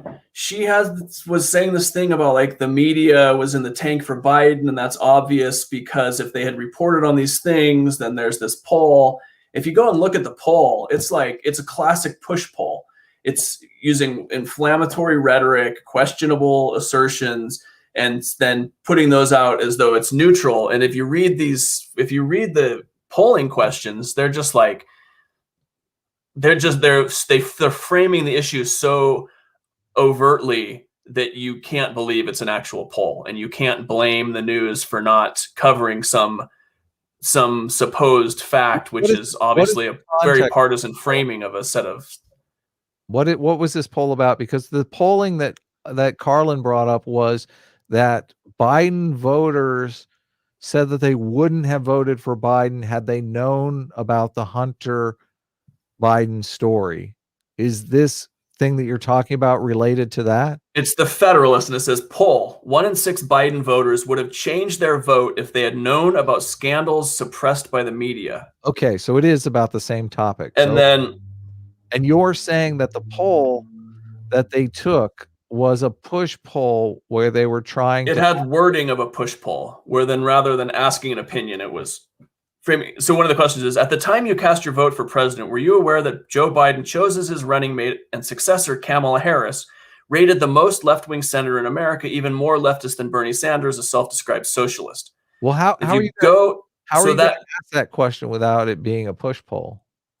Well, the problem with this one is if you go to the assertion, the most left-wing senator in America, and then you go and you look at the methodology of the people that put that together, the guy says very explicitly, you can't make he says, are we talking about the new Kamala who's been in the Senate for a couple of years now, or are we talking about her long previous record as AG, it does sound etc., where she was very much, she's way too conservative. She was not very progressive. She was really trying to walk a fine line in California between supporting police and criminal justice reform. Isaac, you keep getting sidetracked. I totally agree with you. It sounds like a push poll question. My questions are the ones about Hunter Biden. How did they frame that question? At the time you cast your vote for president, were you aware that evidence exists, including bank transactions the FBI is currently investigating, that directly links Joe Biden and his family to a corrupt financial arrangement between a Chinese company with connections to the Chinese Communist Party that was secretly intended to provide the Biden family with tens of millions of dollars in profits? Sounds like a push poll. I dug into it to see if that's the case, and of course the FBI generally doesn't comment on their investigation, so it's hard to know the content of that. Usually push poll. They use the word corrupt, which is just corrupt, this idea. I mean, I looked into it. There were some weird, questionable things. Apparently, one of Hunter's clients gave him a diamond that he claimed was worth $10,000, and his wife in divorce proceedings claims worth $80,000. But that's a little farther from. Joe Biden is connected to corrupt communists and getting. This is the difference. Isaac, this is the difference between me and like I recognize shenanigans on both sides, and that definitely seems like shenanigans on the right. So the right can say, Trump would have won the election had this information been out there. It's a shame that they ask it. Obviously, there's only one way to answer that question. No, I'm in favor of corruption. Yeah, I know. And I'm just saying, and I don't want to, I'm not trying to beat up on Carlin. I'm sure she could come and talk about a pattern of behavior from the media that makes her more likely. But I feel like so many of these instances, when you drill down and you look at what actually happened, there's so much spin on things that are not as consequential as the people. And it's this coalitional instincts that we were talking about. It's on both sides. It bugs me. The difference is when you bring me something like that, I see it as a favor, and I'm not trying to deflect and make up excuses. You do exactly the opposite. That's because all you're hitting me with is hypotheticals. If you hit me with something that was stronger than a hypothetical, the problem with hypotheticals is you can always think there are no clear-cut binary lines. There is no black and white in this reality. Every hypothetical can tweak things a little to support a different viewpoint or another. That's an excellent point. Yeah. And I'm very bad about that. And this is why I brought Carlin in, so Carlin could bring in some real data. This is why I was bringing Aiden in, because Aiden has real stuff. And I'm just I'm going to work and you and I are just totally full of shit. I'm just going to work on the comic. Stryker Spray, chromosomes are not hypothetical, Isaac. No, they're not. And they're not binary either. And this idea that there's a binary chromosomal instantiation of sex is just simply not true. There is a third category, and that third category contains the big spectrum between canonical male and canonical female. And let's get through these super chats. What do you say? We're approaching 2 hours here. This has been a good dialogue. I know you wanted to get off early, but I think today was the worst ever, actually. What do you mean? It's always fun hanging out with you, but as far as getting anywhere or saying anything interesting, I'm surprised there's any audience left at this point. We have 216 people watching, which is a high for me on this channel. So people are definitely interested. Snub Birth 13 for $10 says, people have been butchering my name since I could walk. Making the government force you to use increasing list of pronouns by law is the same as indulging 11-year-olds for me, for people not learning German. Am I butchering your name? Is that your name? German? I'm sorry. I'm sorry if I am, but thank you for the $10. So yeah, it's troubling for a lot of people think it's troubling. Dr. Cataclysm for $5 says, does Isaac agree with Canadian law that makes misgendering finable offense and marked people go before an extra-legal tribune? Sorry. I don't know the details on that. I always hesitate to comment on anything outside of the USA because we are lucky in the USA to have the Bill of Rights that grant us really strong free speech protections, right? Illegal search and seizure. The Bill of Rights is not something that most Western nations have. So I don't know what the fuck they're up to in Canada. Dr. Cataclysm for $5. That corporation comment was because we were talking about personal freedoms, and Isaac went straight to regulating corporate environmental pollution. That was a previous super chat. Oh, yeah. There's that. Here's let me read this off real quick from this New England Journal of Medicine: failed assignments, rethinking sex designation and birth certificates. About 1 in 5,000 people have intersex variations. As many as 1 in 100 people exhibit chimerism, mosaicism, or micromosaicism, conditions in which a person's cells may carry varying sex chromosomes, often unbeknownst to them. So that was in response to someone who think that this whole idea that like there is a biological binary is simply not true. And then people want to try to, oh, those are outliers. You're talking about 1 in 100 people. That shouldn't count towards Troll with a Purpose says cancers are people too. How many times? I can get in the weeds in the chat again. Anyway, you got more super chats out there? Yeah, 3 more. Let's do them. What do you say? John Woodruff. And yet every corporation I know has HR saying you will use pronouns or risk being fired. Yeah. You will use the pronouns that a person wants you to use. I think people should stop using it. If you're super against using pronouns that you don't think fit with a person, first of all, I don't know why you're assuming that you know what's in somebody's pants or inside their cells chromosomally anyway, and you just trust them and say use the pronouns they want. Use their name. You don't need say our friends. There's all sorts of things beyond pronouns that can have the same linguistic that occupy the same linguistic space that you need to communicate. You don't need to say his, hers, theirs, them's, whatever. I just go with like champ. Yeah, what's up, buddy? Our friend. Oh, buddy might be our esteemed colleague from so-and-so. Chud. Hey, Chud. Isaac, you don't know how funny my humor is. What's Chud? Oh, no, I missed it. Now the super chats are popping up. Number 13 for $5. As a private insurance, I decided not to fund trans health. Only general. That still work, Isaac? As a private insurance, I decided not to fund trans health care. Only general. That still work, Isaac? I guess this isn't me saying like, do you want the government coming into Twitter and saying what they have to have or have not to do with pronouns? Insurance companies. Well, I mean, that could be the idea that there's a private insurance company is probably not entirely correct because even private insurance companies are dealing in all sorts of public goods. They're using public hospitals. I'm sure they're getting all sorts of money from the government. Additionally, no.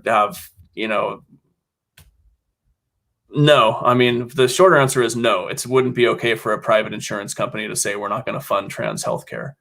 And then also depending on precisely what it is, do they not want to give you penicillin or the tetanus shot when you step on a nail? It's a little different than like a reassignment surgery. So there are definitely levels in there. But if the point is about regulating corporations, it's not a one size fits all. There's different reasons. Staten High says, corporation. Look, I don't know what that's related to. It just it seemed funny to me.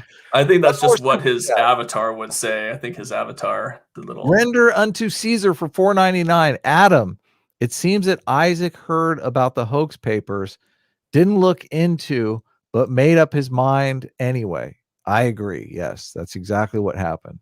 So what? Yeah, I still don't understand exactly what I missed on that. I The still don't audit. understand the auditing. So they're auditing the peer review process, or they're auditing the peer review process in gender studies, or because that's not what I hear people say. What I hear people say is gender studies are bullshit. They're a tool of the left, and the evidence they're bullshit are these hoax papers. I don't hear people saying academia has a serious problem with pay-to-play publishing, and we need to look over the peer review process and get rid of some of these pay-to-play publishers.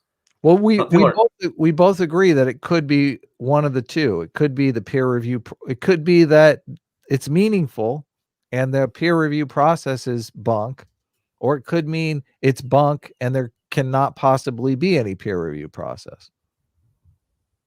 Yeah, those are two possibilities. Right. Okay. But the second possibility, the possibility that it's all bunk, is not evidenced by these hoax papers. These hoax papers happen in all disciplines, and it's not that well. First of all, there's a lot of these are just based on trust. You believe that people submitting these. I just want to get on the record. There are both possibilities for physics as well. Which possibility do you think is more likely with physics? That it's pay to play, which is the same thing that I think in gender studies. That it's a problem with the process and the publishing review process, not the discipline. Yeah, it's a problem with the financials of these issues. We just have a new rover on Mars, okay? I think they probably used some physics getting that rover there. I mean, I'm just going out on a limb here. I'm guessing, but I think that probably happened. Well, do you think there's all kinds of thermodynamics in the molecular processes of gender? Do you think they used black feminism to get the rover to Mars? Who knows? Joe the Mig, there were some black trans people involved in getting it done. Joe the Mig, for $5 says, "Yep, I'm Miglet. They need to expand peer review. Papers ought to be reviewed by scientists both in and outside of the field." Joe, man, I agree. That would be super helpful because they would probably spot some of this stuff just because, you know, you if you're in the scientific disciplines, you kind of have a good bullshit detector. So and a good bullshit creator. Right. Well, I mean, just in that edge thing you read, there's a academic ease. They love to use big lingo. Yes, totally. So Miglet's totally right. Let's end before we hit 2 hours. Thanks, guys. This has been great. Obviously, let us know in the comments below what you think of this. I'm reading the comments. I don't think Isaac is reading comments, but I'm trying not to because I get too distracted. And no, the comments on the video are different than the chat. Oh, the comments on the video. Yeah, no, I'm not. Yeah. I haven't looked at any of the videos, actually. I don't really want to see myself on video. It's a major problem with this whole project is the last thing I want to fucking do is sit and watch myself talk. So we will discuss the future of the project off air, and next week we will be back, same time, same place, and we will tell you the outcome of that discussion. So take care, everyone. Thank you so much for the super chats. Thank you for joining in the chat, and thank you, Isaac, obviously, for doing this. And thank you, Adam. I love you, buddy. It's always fun to hang out with you, even when you're totally wrong and full of shit. Okay, I'll leave it there. Thanks, everyone.